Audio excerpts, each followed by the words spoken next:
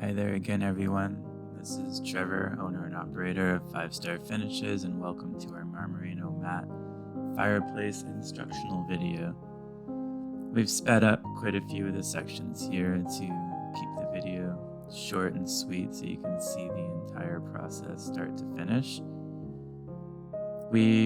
As you can see, this is a very, high-end spec home. We usually come in and we're plastering when the floors are in, the cabinetry and everything are in place.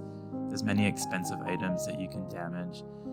So you always want to first protect the floor as well as you can, mask everything off very well, protect in plastic all of your cabinetry, spare no expense in ensuring that you're not going to get any plaster onto your fireplace or anything in the surrounding areas. That's very important. Always be clean, be professional, be very tidy.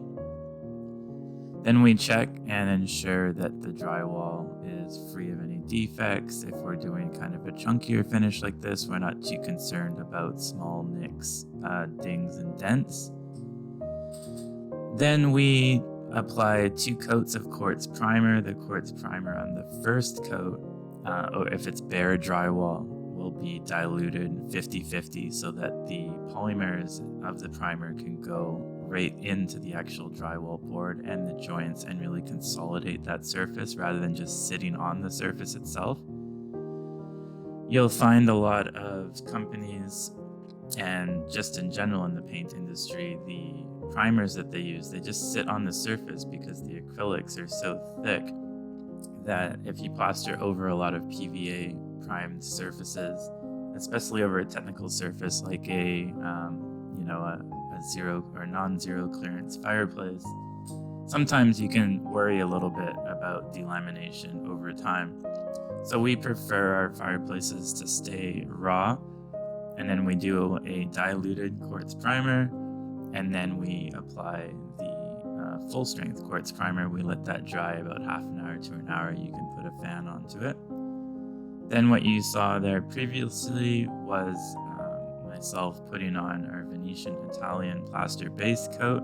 That's the fine version. Again, for technical areas like fireplaces, I like to do 1 coat of our base coat just to prevent cracks. You don't need to put any mesh on because, as you can see, the fireplace opening has a surround on it. So we're only above the mantle in this particular case. However, you still have heat and excess movement above the fireplace there. So I always, for all fireplaces, we do at least 1 coat of base coat. And as you've seen in our other videos, we do an EIFS mesh and 2 coats of base coat if we're going around the opening. After that first coat of Venetian Italian base coat is applied and dried, the next day you can see here we're applying the Marmorino matte. The first coat, we're still using our flexible base coat trowel for this application. And the color is OC18 Dove Wing from Benjamin Moore that we custom color matched. We color match many different colors from Sherwin-Williams and Benjamin Moore. They're usually within about a delta 2, which means that you can still tell that they're not an exact match, but they're very close and as good as they can be across a paint to plaster medium. You can see the application here is absorbing. The Marmorino matte is now absorbing into that Venetian Italian base coat because it's a porous, dry, absorbent surface now. You can really create a nice, thick, chunky look here because you have more plaster than if you're just doing 2 coats of Marmorino over your quartz primer. We're allowing the finish here to look a little bit more ragged, as you can see.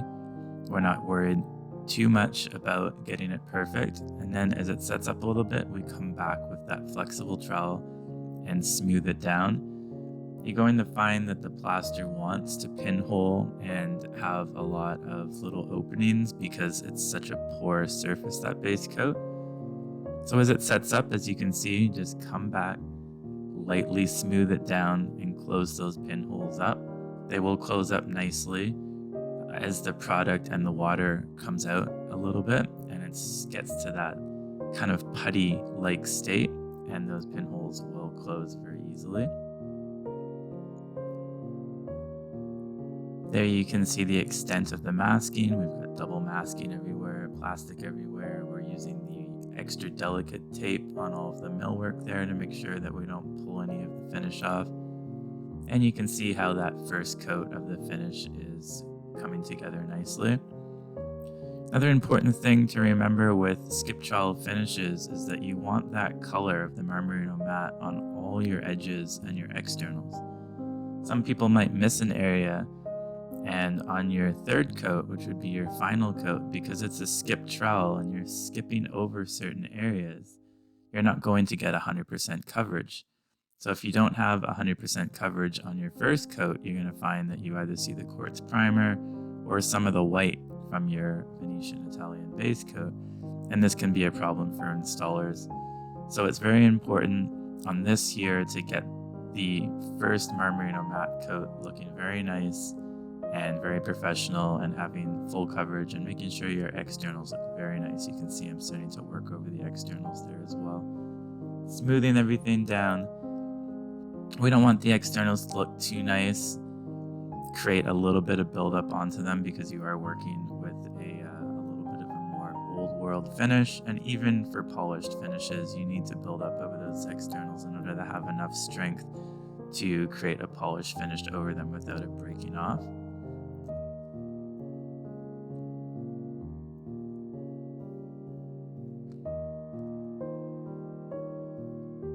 Here we're just showing the nice thickness that you can get with the Marmorino as it sets up. Obviously you can mix it thinner or thicker because we do offer it in a dry version, so you control the amount of water. But usually the product will mix a little bit thinner, and as it sits in the bucket for a day or two, it's going to start to thicken and create a very nice product for you.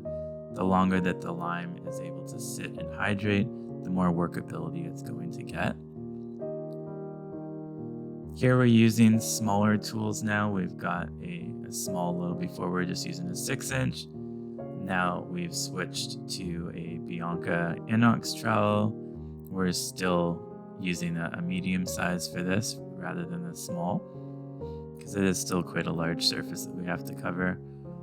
And you can see we switched to a smaller spatula as well in order to create that little bit of a skip trowel. You can see if you look closely, there's little openings and rips everywhere. And we're slowly now applying the next coat. We're not putting much plaster onto the trowel, and we don't have much plaster on the hot. And we're slowly working and allowing the trowel to kind of skip over areas so that we're not getting 100% coverage. And you also don't want the plaster to not cover any of the openings, else it looks a little bit like Band-Aid stuck on everywhere. So you actually want the trowel to literally skip over some areas and still put a little bit of plaster into those openings so that they have a real kind of skipped look inside. That's going to create the most natural old world look. This might seem easy, but the technique, and I train a lot of people on this technique, and you see when they're starting it's very slow going because moving quickly they'll not leave enough rips, and they're very conscientious about trying to put a rip here, put a rip there, and it almost looks a little bit too perfect. So as you get better, you are able to just skip very quickly over, and it actually creates a much more natural aesthetic. So if you're just starting out, maybe try a few sample boards first, and maybe even just try on your first coat over the Italian base coat if you're DIY, and get a bit of a feel for how this looks and how it should be, and what your technique and style will look like before you start your final layer. I tend to like to leave some rips on the externals, as you can see there. Again, you can leave more rips at the start, always best to leave larger ones, and then you can come back and start to add more plaster to your landscape and infill and make each rip larger. Well, not larger, you can't make them any larger, but you want to start with the rips being larger, obviously, so that you can come back and then shape them just the way that you want and make less rips entirely by removing some, or you can shrink the rips down and add a little bit to the edges. And then you can also, as you'll see later, stamp and texture a little bit of plaster onto it as well. You can also do this multiple times with even different products or different colors, and you can then create another layer over this and rip over top of the smooth parts and create a double rip pattern or multiple layers of rips and colors and shades. There's kind of an unlimited amount of work that you can do with these projects. The bottom parts with the putty knife take a little bit more practice to get that looking natural. Right now you can kind of see there's just kind of straight lines. I'm going to run my finger along there as well, but slowly you're going to see it comes together and starts to look like a little bit more of a natural skip trowel effect down at the bottom.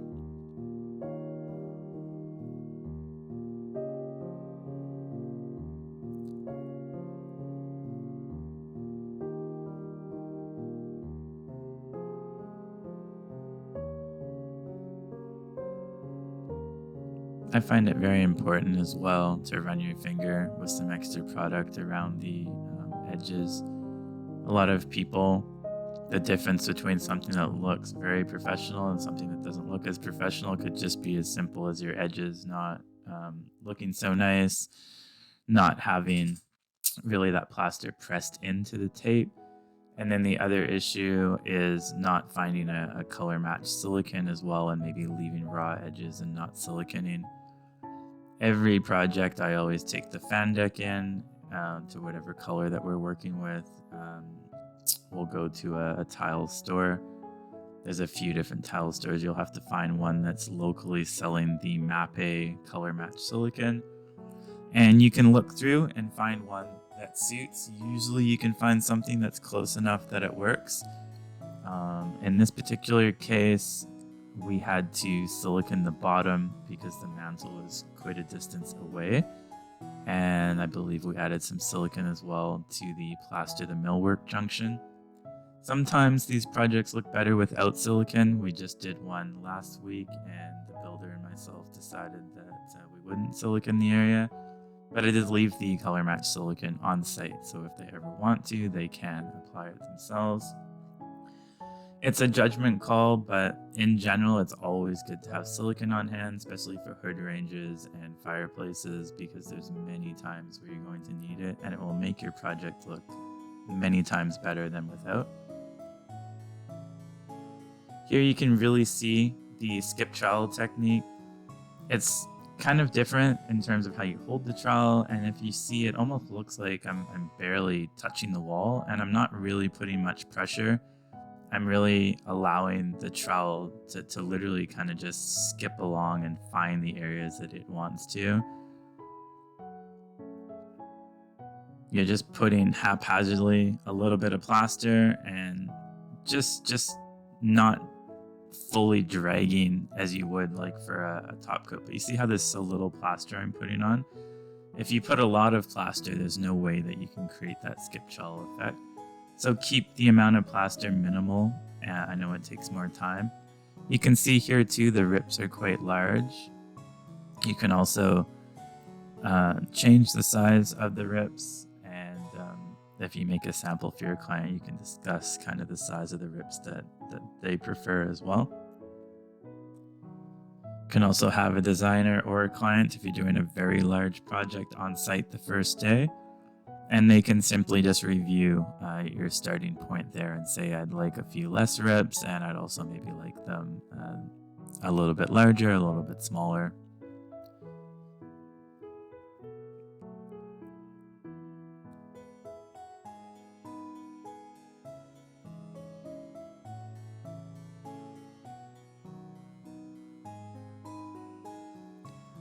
I also highly recommend, I don't think I've discussed this in other videos, but you'll always see us wearing these blue gloves.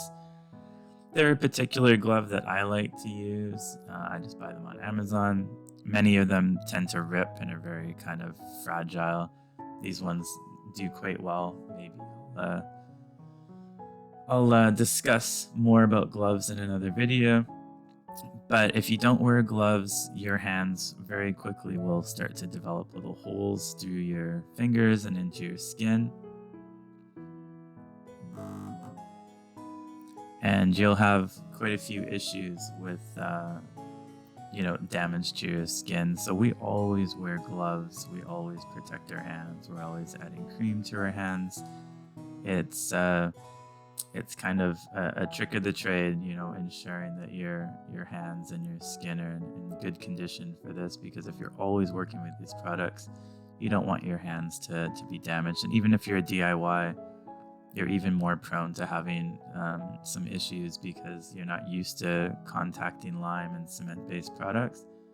So just make sure that you go to Canadian Tire or Home Depot or Amazon and just have some gloves on hand before you start your DIY project.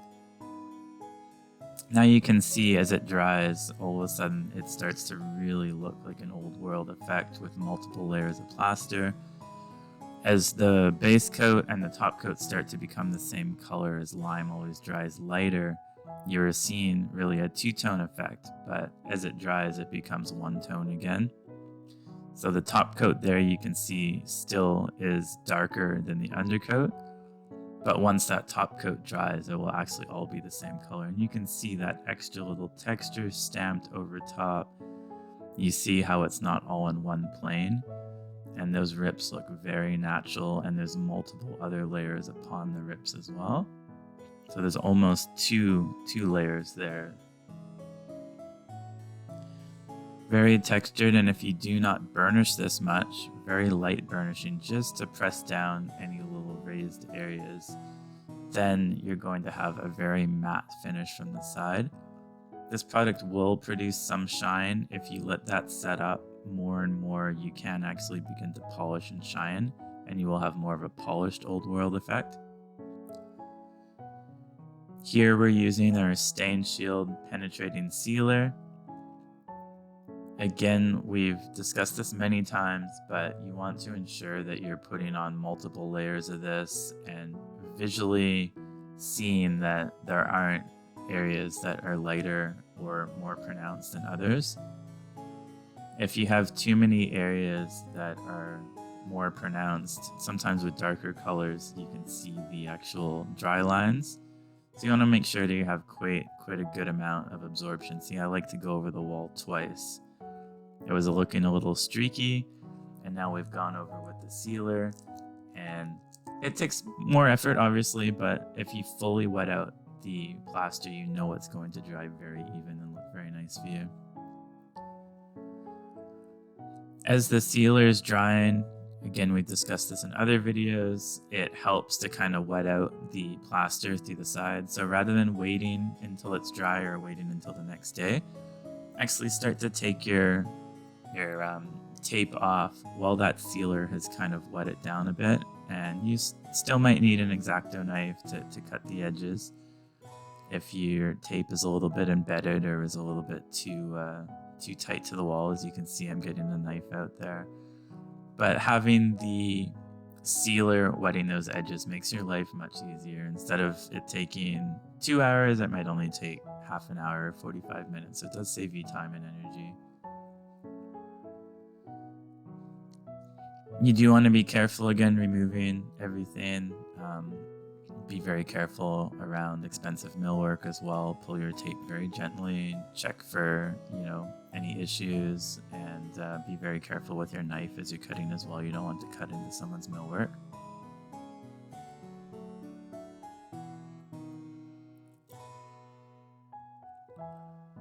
And these projects always too look so much more beautiful as they start to get unwrapped and dry, and you get the silicone on, and all of a sudden everything makes a lot more sense.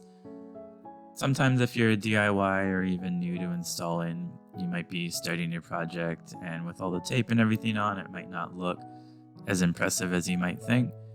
But then as you start to get everything off and unwrap it and put all of your little decorations around, the fireplace will look very stunning and much better than a paint or drywall finish. And in my opinion, much better than tile finishes as well, because these are seamless and handmade and they have a lot more character. There I always have a little dust brush, very important to be able to dust off all your areas, dust all your edges down, get your tape off, and always work top down. Never start in the bottom and then work up, because you might, clean your bottom or something, and then you're pulling the tape up top and all of a sudden you're creating more of a mess. So always start top down and slowly clean as you're coming down your surfaces to the bottom of the floor. You can also see from the side how matte that finish is. Very textured, very nice and matte. This is our colored silicone that we found that matched quite well from Mappe. Like I said, there was quite a large joint there, not something that we could mitigate, just the way that the wall was framed. So it was discussed to put a nice little silicone bead there, and that's what we did, and it made it a lot more tidy and clean.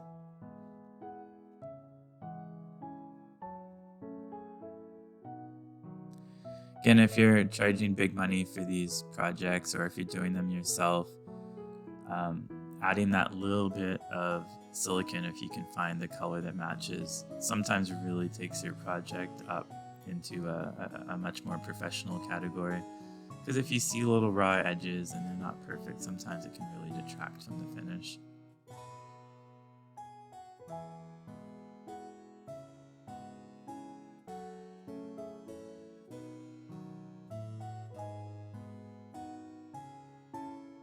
And you see how well that matches, and surprisingly enough, there's 20 or maybe 30 colors, and there seems to always be a color that matches pretty well. Sometimes I get it a little bit wrong, and something else that we have on hand might match better.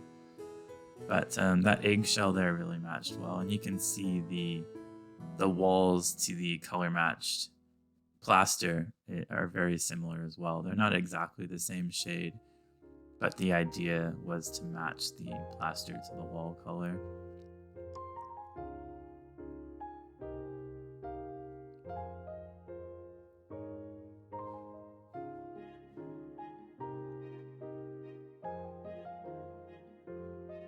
Well, I hope you enjoyed this video, and I hope you learned more information and more tips and tricks. I'll allow you to watch the finished product here, and we'll see you on the next video. Thank you.